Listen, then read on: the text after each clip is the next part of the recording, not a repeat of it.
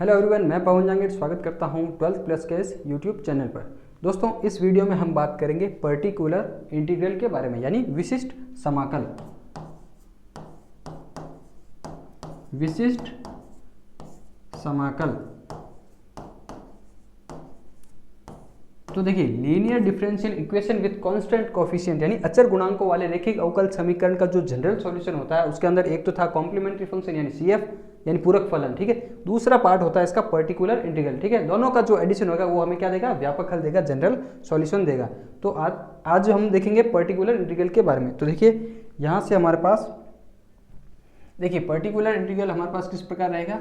यहाँ पर F of D Y is equal to Q X, ये तो हमने मान लिया यहाँ पर कोई अवकल समीकरण, ठीक है।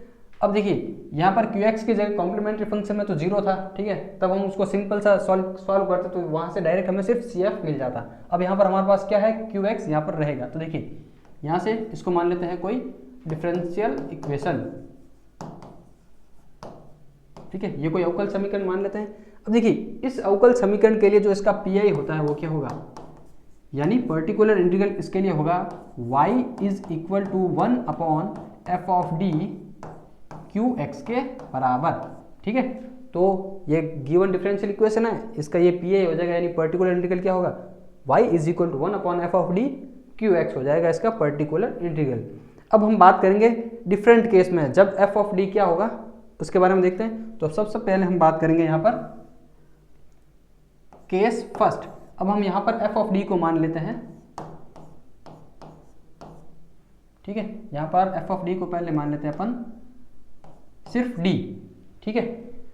अब यहाँ पर अगर मैं सिर्फ डी रखूँ तो देखिए, यहाँ से मैं ये वाला पार्ट यूज करूंगा, बाकी यहाँ पे लिख देता हूँ मैं पी आई यानी पर्टिकुलर इंटीग्रल। अब मैं यहाँ पे देखिए एफ ऑफ डी की जगह क्या पुट करूंगा, ये सिर्फ डी पुट करूंगा, कैपिटल डी। तो देखिए यहाँ पर ये हो जाएगा 1 अपॉन डी, और यहाँ पर क्या है, ये है क्यू एक्स।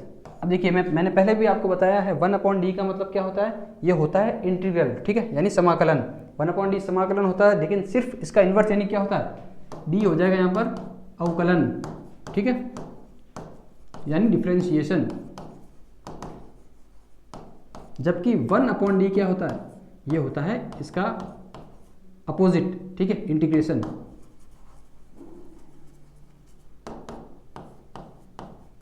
इंटीग्रेशन मतलब समाकलन।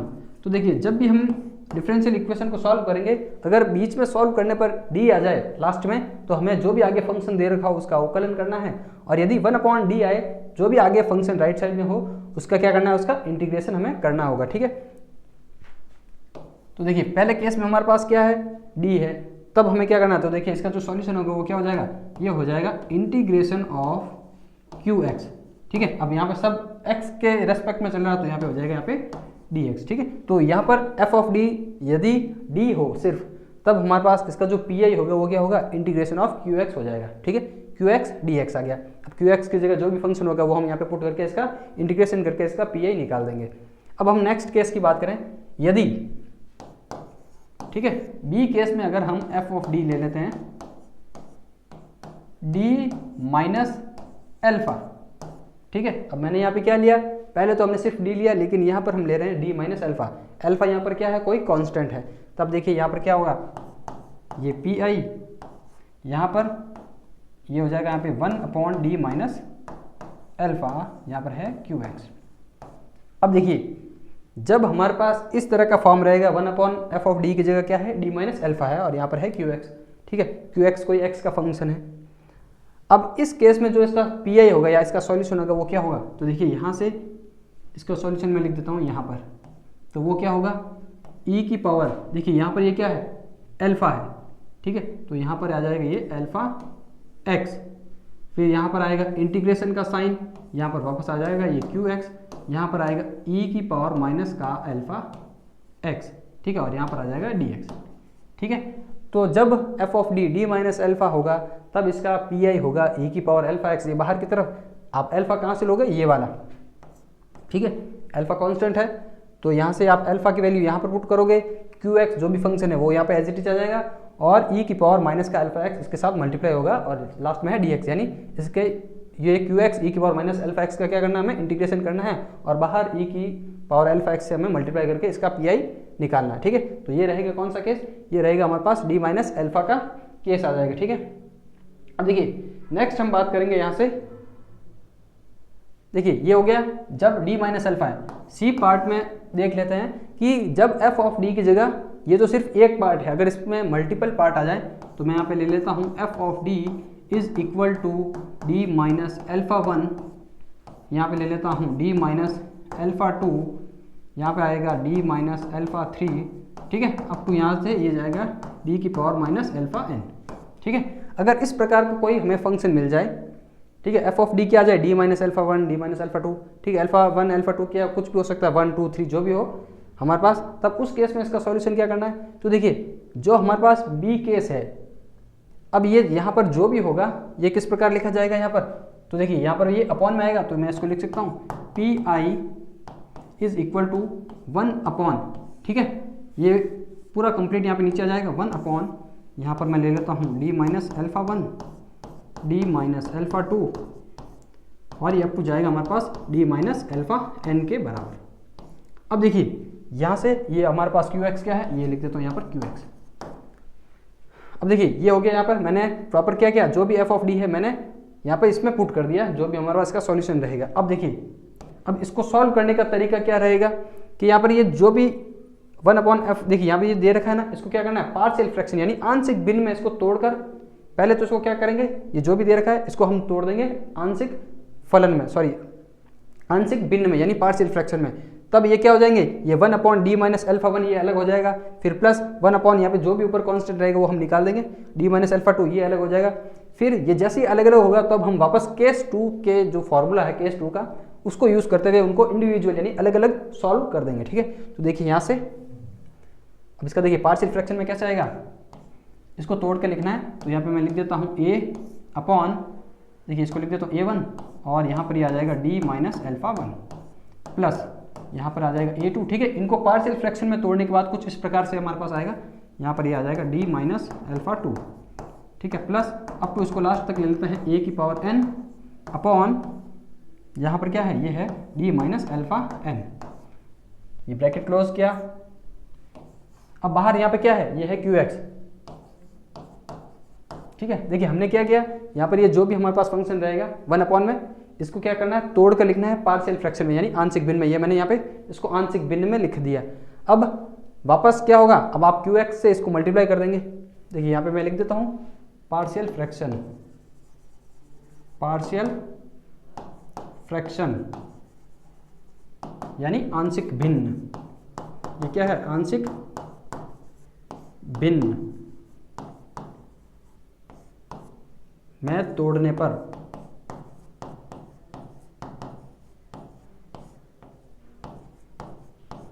ठीक है, ये मैंने यहाँ पे ये फंक्शन था इसको आंशिक भिन्न में तोड़ दिया। अब देखिए यहाँ से इसको क्यू एक्स को मल्टीप्लाई कर दीजिए, ये इसको मल्टीप्लाई कर देता हूँ तो ये हो जाएगा a1 upon D minus alpha 1, यहाँ पर आ गया क्यू एक्स, प्लस यहाँ पर क्या आएगा a2 upon D minus alpha 2,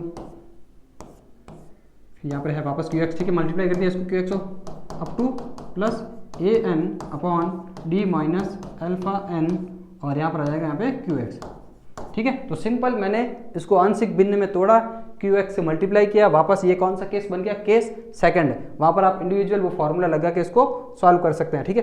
formula वापस कौन सा, e की पावर अल्फा एक्स, फिर यहाँ पे इंटीग्रेशन करेंगे क्यू एक्स मल्टीप्लाई में रहेगा e की पावर माइनस का अल्फा एक्स, ठीक है, ये वाला, और लास्ट में क्या हो जाएगा डी एक्स है, ठीक है। तो यहाँ पे पार्शियल फ्रैक्शन तोड़ने के बाद, पार्शियल फ्रैक्शन में उसको तोड़ने के बाद आप क्या करेंगे, उसका बी के केस के जैसे उसको सॉल्व कर देंगे, तो उसका पी आई हमारे पास निकल आएगा, और इन सबको वापस क्या करना है जोड़ के लिखना है। अब देखिए यहाँ पर पार्शियल फ्रैक्शन के लिए एक और चीज़ बता देता हूँ आपको, तो यहाँ से पार्शियल फ्रैक्शन यानी आंशिक भिन्न,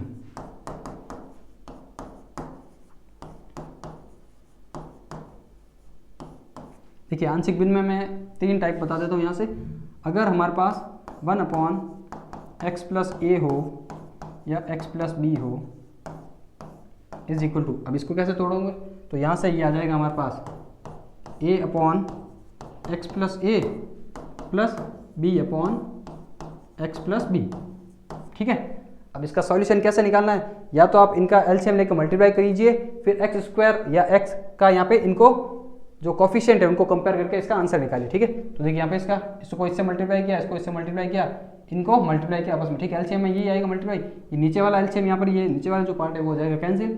फिर इसका जो एक्स स्क्वायर के जो कोफिशिएंट है इसके यहाँ पे लेफ्ट साइड में जो भी एक्स स्क्वायर का कोफिशिएंट होगा उससे कंपेयर करें और ए और बी की वैल्यू हमें निकालनी है इक्वेशन आके, ठीक है। और या फिर बाकी जो इसका इजी तरीका है वो हम जब एग्जाम्पल करेंगे उसमें निकालेंगे। कैसे, बी का कोफिशिएंट निकालना है तो हम यहाँ से वैल्यू क्या आएगी, x is equal to minus का b आप क्या करेंगे इसके अंदर पुट करेंगे, किस में, x प्लस ए में।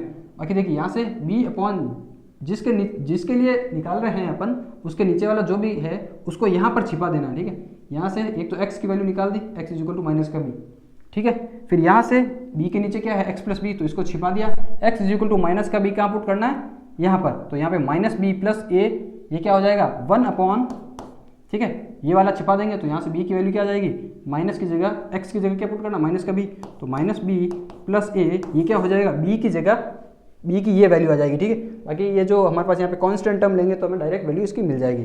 और सिमिलरली a के लिए भी करना है, a के नीचे यहाँ पे क्या है x प्लस ए है, तो यहाँ से x की वैल्यू क्या आएगी, यहाँ से वैल्यू आएगी इसकी x is equal to minus का a, ठीक है। अब a के लिए निकाल रहे हैं तो यहाँ पे a के जो भी नीचे है उसको यहाँ पे छिपा दे और x की वैल्यू यहाँ पे आप पुट करेंगे तो यहाँ पे माइनस a प्लस बी, तो यानी 1 अपॉन माइनस ए प्लस बी, ए की वैल्यू हो जाएगी। तो यहाँ पे जो भी a और b की वैल्यू यहाँ पर पुट कीजिए तो ये क्या हो जाएंगे, इंडिविजुअली टूट कर हमारे पास आंशिक भिन्न में आ जाएंगे, ठीक है। अब ये तो हो गया यहाँ पे पहला केस, ये हो गया हमारे पास, इसको मान लेते पहला। अब ये तो था हमारे पास, इनकी पावर तो है 1 1। अब दूसरा मैं यहाँ पे लिख देता हूँ 1 अपॉन एक्स प्लस ए की पावर 2, ठीक है। अब यहाँ पे अगर पावर में 2 हो तो तब इसको कैसे तोड़ोगे, तो ये हो जाएगा यहाँ पर a अपॉन, यहाँ पर क्या है x प्लस ए, तो इसको आप लिखोगे x प्लस ए। फिर यहाँ पे आ जाएगा हमारे पास b, और दूसरा देखिए यहाँ पर जब बाहर यानी ब्रैकेट के बाहर पावर में हो तब x प्लस ए, ये तो यहाँ पे सिंगल पावर के साथ, फिर b के नीचे ये आ जाएगा वापस एज इट इज, ये आ गया हमारे पास x प्लस ए की पावर 2, ठीक है। ये हो गया दूसरा केस। अब देखिए एक और केस है हमारे पास, जब 1 अपॉन यहाँ पर मैं लिख देता हूँ एक्स स्क्वायर प्लस ए, ठीक है। अब देखिए यहाँ पर ये a और b ये क्या है, ये भी कांस्टेंट है ना, तो ये भी कहाँ से डिसाइड होते हैं, इसकी हाईएस्ट पावर कितनी होगी x की 2, तो यहाँ पे a और b कांस्टेंट आ गया। यहाँ पर भी कितने होंगे x स्क्वायर, तो x स्क्वायर है इसका मतलब इसके भी जो भी कांस्टेंट आएंगे वो कितने होंगे 2 आएंगे, ठीक है। अब यहाँ से इसको देख लेते हैं। तो यहाँ पर तो देखिए ऊपर वाले में क्या था, यहाँ पर इसका जो पावर था वो बाहर की तरफ था, अब यहाँ पे इसमें पावर क्या है अंदर की तरफ है, तब इसका सॉल्यूशन क्या होगा, देखिए यहाँ से इसका जो आंसर आएगा वो होगा a x plus B upon X square plus A, इसका रहेगा सॉल्यूशन, ठीक है। तो इसके लिए ये रहेगा हमारे पास ए एक्स प्लस बी, ए स्क्वायर एक्स स्क्वायर प्लस ए आ जाएगा इसके लिए, ठीक है। तो ये तो था अकेला, देखिए यहाँ पर इसको मैं कर देता हूँ, यहाँ पे स्क्वायर कर देता हूँ, ठीक है। तो देखिए यहाँ से इसका कैसी वैल्यू आएगी, अब यहाँ से इसके दो और कांस्टेंट आएंगे, तो देखिए प्लस यहाँ पर देखिए यहाँ से आ जाएगा हमारे पास सी एक्स प्लस डी, और अपॉन में यहाँ से आ जाएगा हमारे पास एक्स स्क्वायर प्लस ए की पावर यहाँ पे आ जाएगा हमारे पास 2। अब देखिए यहाँ से मैंने क्या किया, पहले तो ब्रैकेट के बाहर क्या है 2 है, तो यहाँ पर भी ब्रैकेट के बाहर 2 था, तो हमें यहाँ पे क्या करना, जब ब्रैकेट के बाहर 2 होता है तो ब्रैकेट के अंदर जो भी हो वहाँ पे पावर 1, फिर उसके बाद जब भी दूसरा लेंगे तो उसकी पावर यहाँ पे 2 आ जाएगी। फिर यहाँ पे ब्रैकेट के अंदर 2 है तब हमें यहाँ पे कांस्टेंट ऊपर क्या लेना है, साथ में लेना है, वो भी x के साथ। तो देखिए यहाँ पे क्या है ए एक्स प्लस बी, फिर यहाँ पे इसके लिए भी यहाँ पे 2 आएंगे, तो यहाँ पे क्या आ गया सी एक्स प्लस डी। तो ये तो है यहाँ पे पार्शियल फ्रैक्शन में तोड़ने का तरीका, ठीक है। बाकी एग्जाम्पल में करेंगे तब उसके हिसाब से उसको पार्शियल फ्रैक्शन में तोड़ देंगे, ठीक है। तो ये था हमारे पास पर्टिकुलर इंटीग्रल का case first, case second, case third, ठीक है। बाकी देखते हैं इसका एक एग्जाम्पल। तो देखिए एग्जाम्पल की बात करें,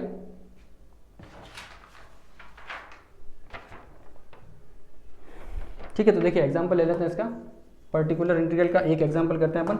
ये है D square Y D two Y upon D X square minus 5 D Y by D X plus 6y is equal to e की पावर x, ठीक है।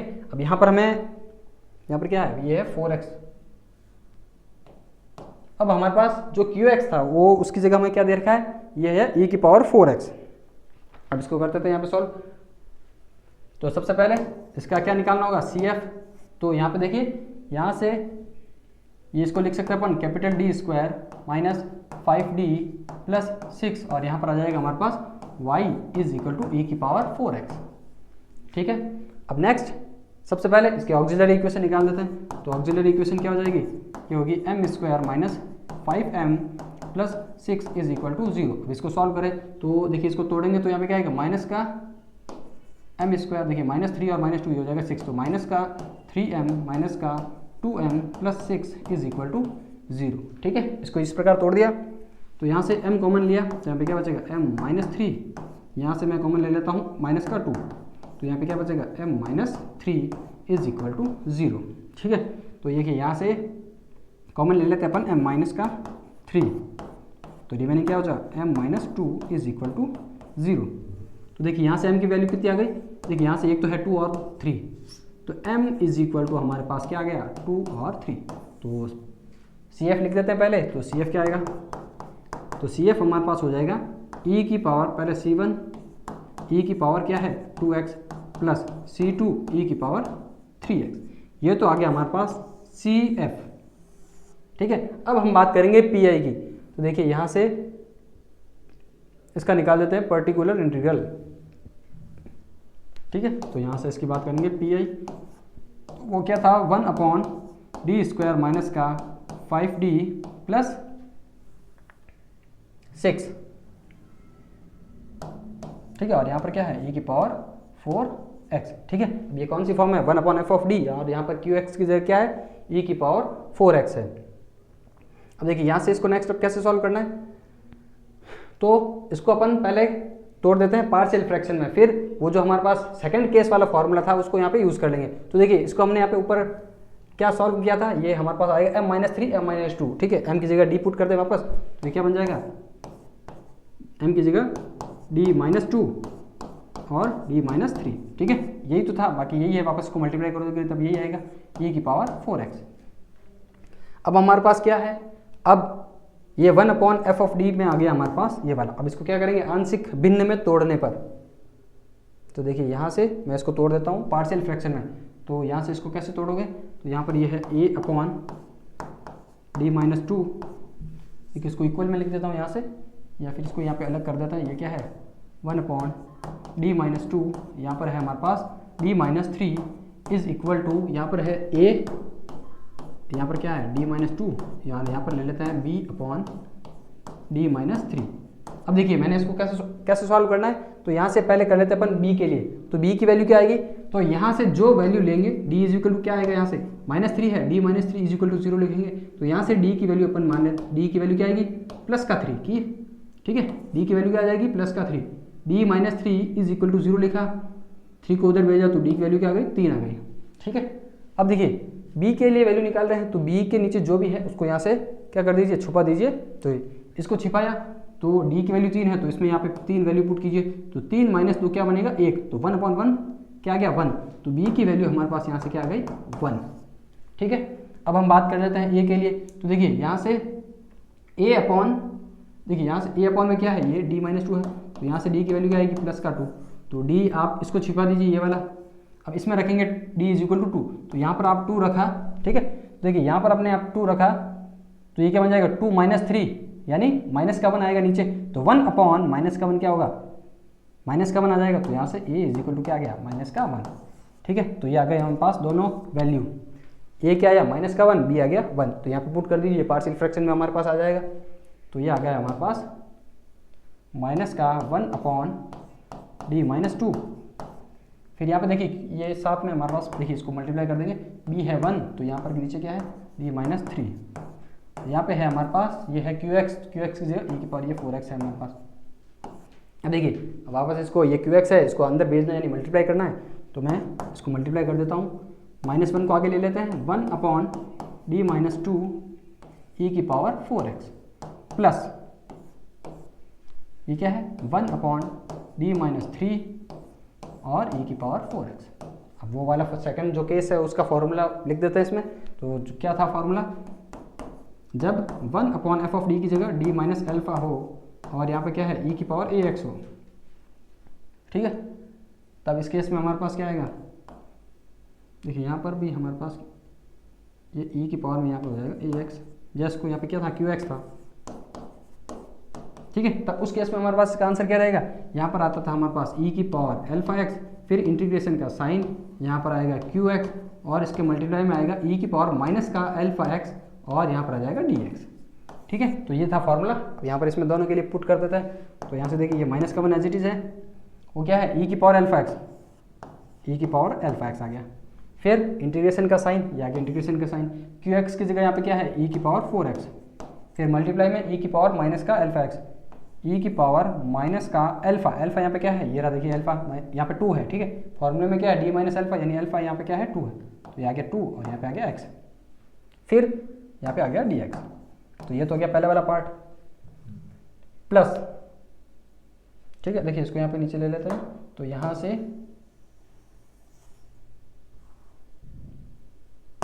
ठीक है। अब देखिए यहाँ पे दूसरा वाला पार्ट क्या होगा, यहाँ से इसके लिए फॉर्मूला अप्लाई किया, तो यहाँ पे देखिए e की पावर अल्फा, अल्फा की जगह यहाँ पे है 3, तो ये हो गया यहाँ पे 3x, इंटीग्रेशन का साइन qx की जगह e की पावर 4x, फिर मल्टीप्लाई, ठीक है, ये qx आ गया। अब यहाँ पे e की पावर माइनस का अल्फा x, e की पावर अल्फा की जगह क्या है, ये है 3, तो यहाँ पे आ गया माइनस का 3x, और यहाँ पे आ गया dx, ठीक है। अब इस इंटीग्रेशन को सॉल्व कर दीजिए, हमारे पास क्या आ जाएगा, pi आ जाएगा। देखिए यहाँ से ये माइनस का साइन, ये इसको एज इट इज रहने दे, देखिए यहाँ पे ये अल्फा की जगह क्या पुट करना था d, तो देखिए यहाँ से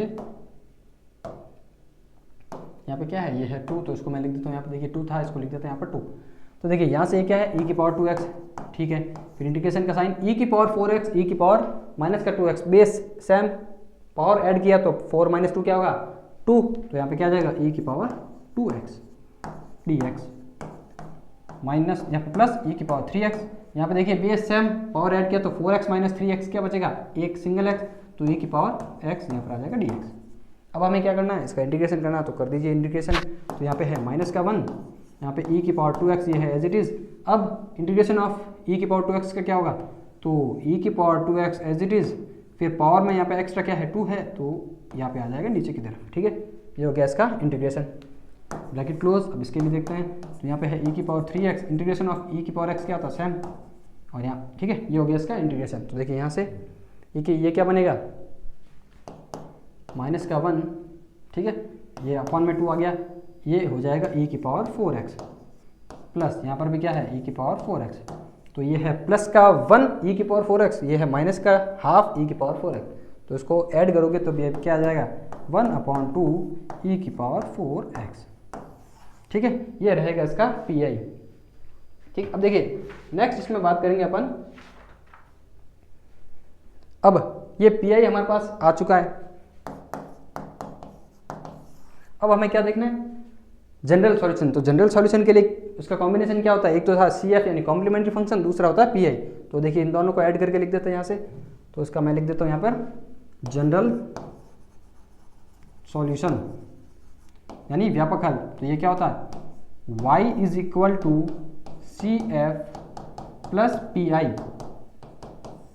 ठीक है। तो ये इसका फाइनल आंसर क्या हो जाएगा, y इज इक्वल टू, तो पहले CF लिख देते हैं। तो CF क्या था, CF हमारे पास आया 2 3 था, तो ये हो जाएगा यहाँ पर, इसको देखते थे 2 3 आया हमारे पास रूट, तो वो क्या था CF C1 e की power 2x plus C2 e की पावर 3x, ठीक है। ये तो था हमारे पास CF। अब यहाँ पे PI लिखना है, तो ये है हमारे पास PI क्या है 1/2 e की पावर 4x, तो ये हो जाएगा इसका फाइनल आंसर, जनरल सॉल्यूशन, ठीक है। ठीक है, ये हो गया हमारे पास पर्टिकुलर इंटीग्रल का एग्जाम्पल, ठीक है। तो ये था हमारे पास आज का वीडियो। नेक्स्ट वीडियो में हम बात करेंगे पर्टिकुलर इंटीग्रल के लिए स्पेशल केस, ठीक है। तो देखिए उसमें हमारे पास क्या रहेगा स्पेशल केस में, तो उसमें हमारे पास जो QX है उसकी जगह क्या क्या आ सकते हैं, तो देखिए e की पावर ax, फिर साइन ax या उसके साथ cos ax, ठीक है। तीसरा में हमारे पास रहेगा x की पावर m, ठीक है। कुल 5 टाइप हैं, उसके बारे में देखेंगे नेक्स्ट लेक्चर में, देखिए यहाँ से। और चौथे में हमारे पास होगा e की पावर ax, फिर साथ में होगा v, ठीक है। और लास्ट एक 5वां पार्ट होता है वो है हमारे पास x की पावर m और यहाँ पर है हमारे पास v। ठीक है, तो कुछ इस प्रकार के हमारे पास पर्टिकुलर विशिष्ट यहाँ पे ये क्या होंगे, स्पेशल केस होंगे। इनके लिए हमारे पास जो पर्टिकुलर इंटीग्रल का एक अलग अलग टाइप से उनका क्या होगा, अलग अलग उनका सॉल्यूशन रहेगा। ठीक है, वो हम बात करेंगे नेक्स्ट वीडियो में। ठीक है, तो ये था हमारे पास आज का वीडियो। Thank you.